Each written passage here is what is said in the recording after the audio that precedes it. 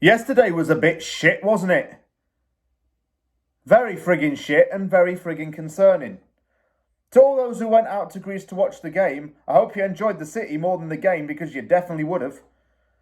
Yesterday, man, West Ham was literally, crushed. It's like Romeo when he found out that Juliet was faking her death. That kind of crushed. With Leonardo DiCaprio on his knees screaming, Juliet. And I was screaming at my laptop, stop being so fucking shy. Excuse my language. But I have to just say it. It finished Olympiacos 2, West Ham United 1. West Ham's unbeaten run in Europe ends one European game day after we break a record. It's 2 losses in 2 now in all competitions for us, and 6 goals conceded and 2 scored. It looks reminiscent of how we looked last season in terms of the fact that we have no game plan in both of these games.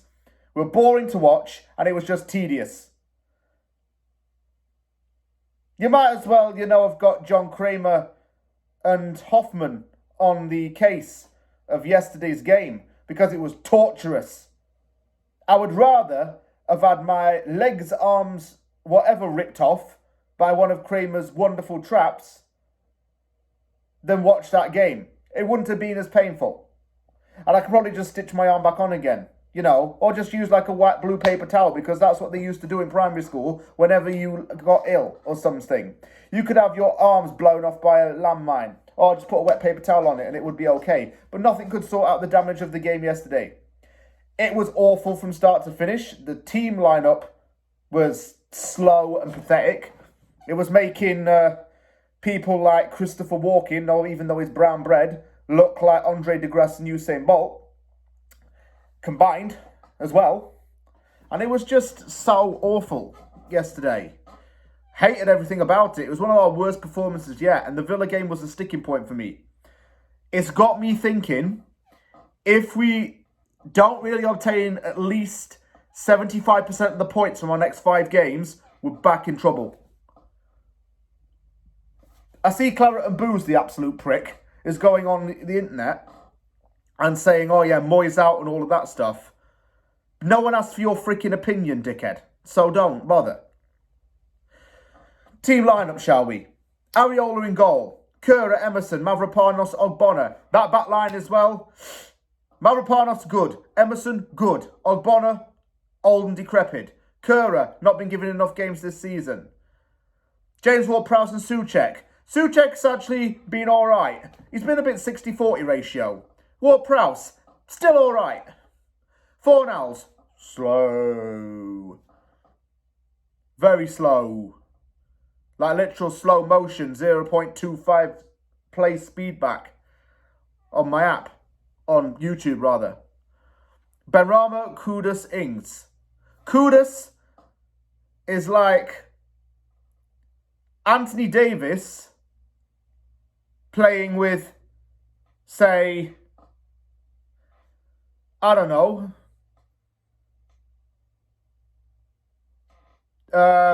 Kate Williams' 2 kids, for example. One's in a basketball court. One's going to be really amazing, and the other 2 are going to be clueless. I'd slung Benrahma off after 13 minutes. Man was like Algerian Aidan McGeady without ginger hair and just with a lot more drip. He just wasn't helping out at all. And why was he playing as a 10? Why is Benrahma playing as a 10? The man is done now. I'm sorry, but I'd sling him in January and get him off. He's been great in the past for us, but there's nothing more Benrahma can offer this team apart from depth. Souček, I'm going to say this, and people are going to slag me for it. He was not good, but he was trying to pass the ball, and his midfielders were letting him down. I would have to be tempted to put Fornals as a 10, maybe. But then Kudus would have to work with all those guys around him, and he would have just degraded himself. Ugh. Fornals does trap back and tackle quite a bit, I can't lie. But he ain't exactly thrilling. Paquetá needed to smarten us up in possession and maintain the flow. And he wasn't entertaining enough to make me hopeful. Do you know what I'm saying? I would have rather just stared at my washing machine for 2 hours than watch the game at this point. And when Olympiacos scored, it was deserved. And we had ourselves to blame. Torturous fired it in. Because Olympiacos, with their environment and style of play, made it exciting. And we were dull as shit. 2-0 was just awkward from Ogbonna because he tried to clear a shot and it went into the net off him. Thank God he's down to the last year of his contract. And thank freaking hell Fornals is down to the last year of his contract. I don't even care on cashing in on Fornals. Do not extend Fornals' deal. And definitely don't extend Ogbonna. Get a young homegrown centre-back in instead, like Jacob Greaves. It's what we deserve, though. Like I say, torturous. Finally, on the 53-minute mark, Moyes makes some freaking subs. Fornals comes off and on comes Paquetá.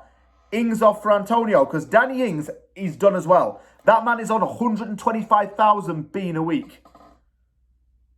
125,000 of His Majesty Charles III's finest sovereign. And he just is there to look shit. I'll say it again on my videos. Danny Ings is not, and I repeat, not fundamentally a bad striker. But he's not a West Ham style striker. He can't do it. And Kudus has to play with him. We had to throw on Bowen. We had to throw on Antonio and Paquetá. We need a striker or another forward option, actually, in January. And I can see Timmy Boy doing it. I can see him slinging Ings. Because there's no way Stuyton's going to think, oh yeah, a 31-year-old on 125,000 a week is acceptable. And he'll get rid of him and off the wage bill. And we'll put those wages towards a young, fitter player. Like Jimenez. Like Seydou. Like some of the guys I'm going to be doing in my scout report book when I can find it, because I don't know where the freaking hell it is in my house. Dull, lifeless. There's more life in the kiwi bird, and they've been extinct for a hell of a lot of time. There was more life in the dinosaurs from Jurassic Park, and they're all now extinct and not even real. There's more life in the freaking Queen's ashes. Cornet, thought you were dead, brother. Came on for Kudus.